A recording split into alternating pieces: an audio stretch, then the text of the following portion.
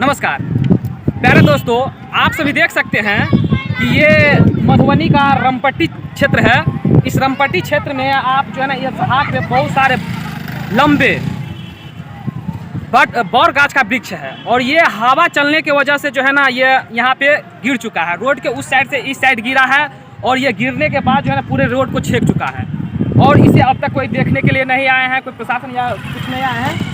इनको जो है ना, कैसे हटाना है, क्या करना है, जैसे जैसे लोगों को खबर चल रहा है कि एक बड़ी विशाल बर का वृक्ष है वो गिरा है, तो उसे देखने के लिए चारों तरफ से लोग जो है ना आ रहे हैं, एकजुट हो रहे हैं और उनको देख रहे हैं। इसी बर गाछ में हम आपको दिखाएंगे, आगे चलेंगे और दिखाएंगे कि एक ट्रैक्टर उसी में जो है ना चप गया है।